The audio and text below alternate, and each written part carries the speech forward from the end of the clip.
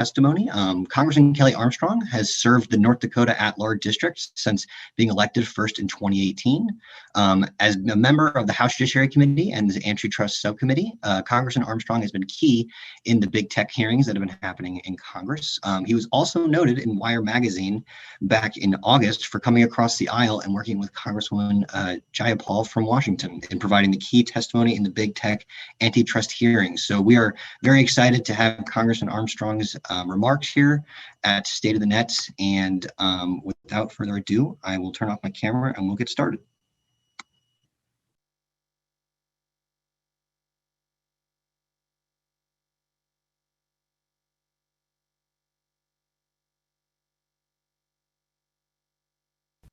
Greetings, I'm Kelly Armstrong and I represent the great state of North Dakota in the U.S. House.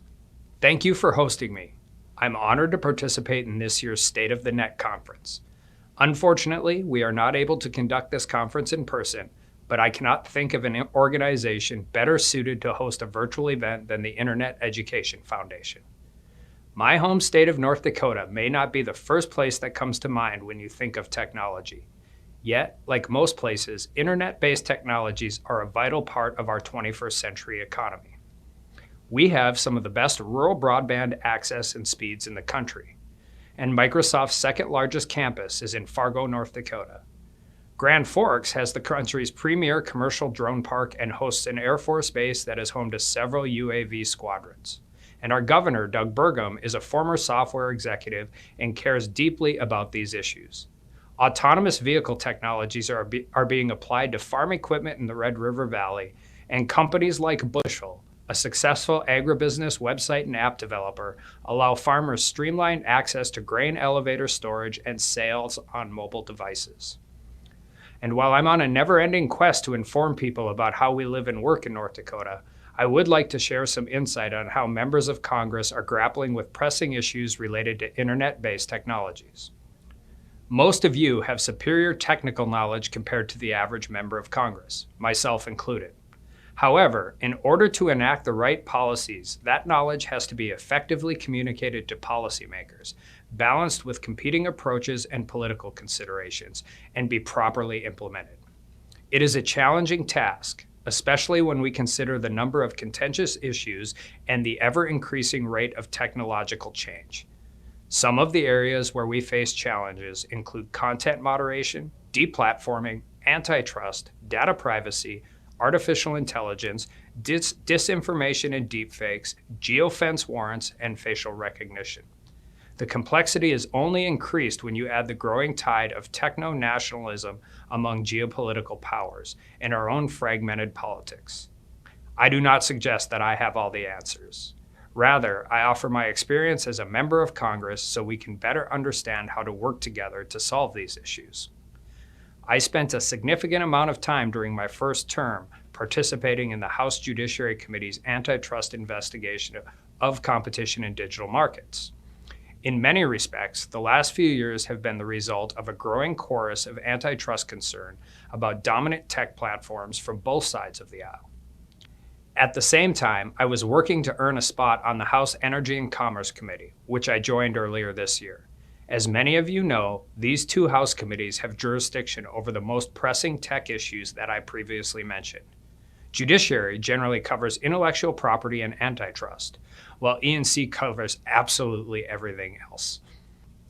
Perhaps coincidentally, my focus during this antitrust investigation turned to an issue that spans the jurisdiction of Judiciary and E&C, which is how recent data privacy measures and competition are inversely related.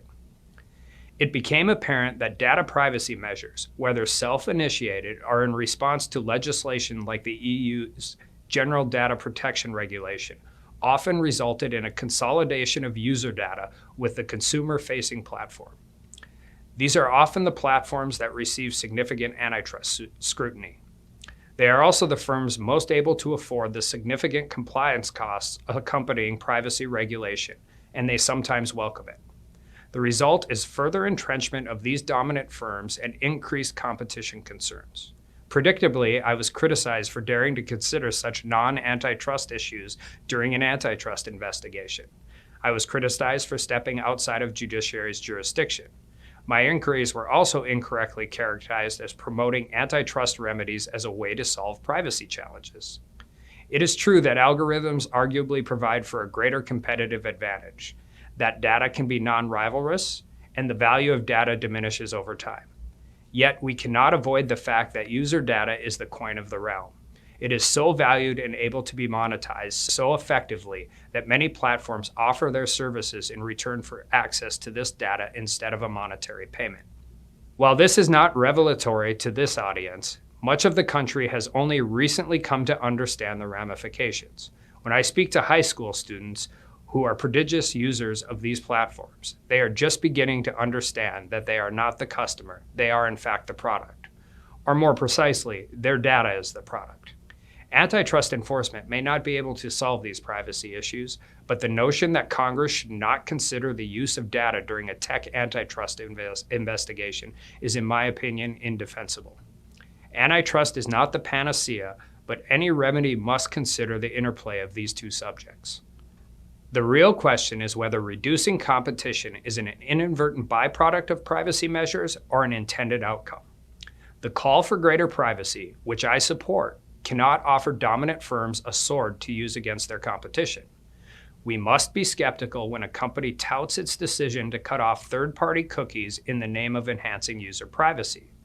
While less entities will have access to that user data, the company continues to collect the same amount of user data with its consumer-facing tools. It continues to monetize that data. The benefits to users by consolidating that data with a single company is debatable.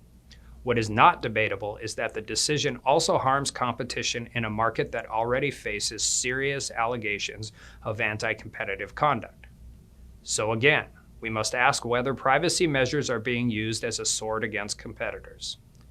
We must ask the same question when a company cites privacy as justification for consolidating its ad tech stack by requiring all ad purchases on its platforms to be routed through its demand-side tools. Again, it is the same inquiry when a company ends the practice of using third-party ad analytics in favor of its own tools. Who is the real beneficiary of consolidating an ad tech stack in the name of privacy? Often, the answer is not the user. I offer this anecdote to provide an example of why we cannot consider these issues in a silo. Tech antitrust and data privacy are intrinsically linked. Our responses must acknowledge this fact, and that begins with coordination between the Judiciary and Commerce Committees in Congress. The right policy created by the Judiciary Committees cannot be the wrong policy for issues considered by the Commerce Committees. This is not limited to privacy and antitrust. I can offer similar examples of how market power can be used to undermine intellectual property rights, or how market share and high entry costs mean that a social media platform does not suffer market consequences when a significant portion of the population thinks their speech is being silenced due to bias. The threat of dominant market shares connects all of these issues. Whether in Congress, North Dakota, or anywhere around the globe, tech is increasingly a part of every industry and every aspect of our life. We need to stop thinking about tech in terms of siloed issues, or committee jurisdiction, or specific legal topics. The intersection of tech issues will only expand, growing and grow more complex as it further penetrates other economic sectors like healthcare and financial services. We must think and act in a comprehensive manner. It is not my intention to be overly critical of the tech industry, especially while participating in an important industry conference. Many of the same companies that we critique are the firms that help us work and connect with loved ones while physically distancing over the past year. As challenging as the COVID-19 pandemic has been, we might be facing economic devastation without the internet-based technologies that have allowed us to remain productive during these challenging times. I have engaged in this field as a member of Congress because I know the stakes. I understand the importance of these technologies to the economy, national security, and nearly every aspect of our future. I am involved because we have to get it right. I hope that we can work together to ensure that we do. Thank you for inviting me to participate. My door is always open, and I look forward to working with each and every one of you as we confront these challenges head on. I hope you all have a great conference.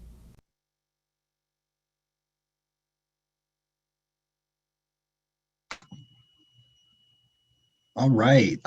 Thanks so much to Congressman Armstrong. It was really great to hear from his perspective on the issues in tech. And a quick side note too, I liked his joke about North Dakota. We run a thing called the Congressional App Challenge here, the Internet Education Foundation, and Congressman Armstrong obviously represents the at-large district, and his competition every year is always excellent. So no matter where you are in the country, we always find excellent people in STEM, and we really appreciate him and his team working so hard to get us some testimony and some remarks for this year's State of